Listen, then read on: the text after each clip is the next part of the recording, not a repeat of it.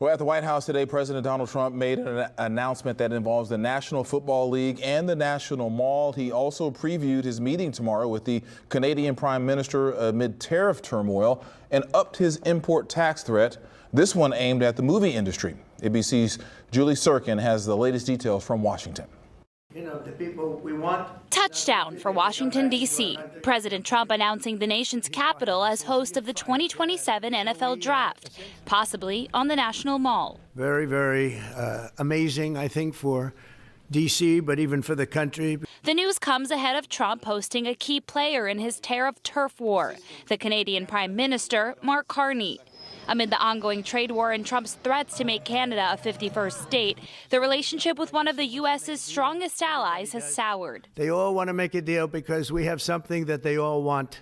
The administration on Monday also threatening tariffs on all foreign-made movies, as Trump doubled down on his tariff policy over the weekend during an exclusive interview on Meet the Press, insisting the strategy would eventually bring back manufacturing to the U.S., but in the short term, acknowledging Americans could face pain, including higher prices, supply shortages, and a possible recession. Is it okay in the short term to have a recession? Look, everything's okay.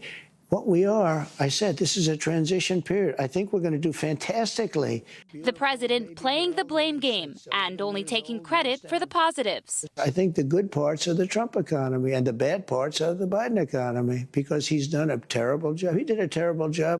NBC's Kristen Welker pressed the president on his immigration crackdown and mass deportation efforts.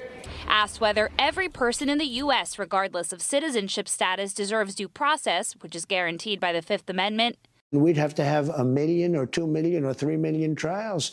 But even given those numbers that you're talking about, don't you need to uphold the Constitution of the United States as president? I don't know. I have to respond by saying again, I have brilliant lawyers that work for me.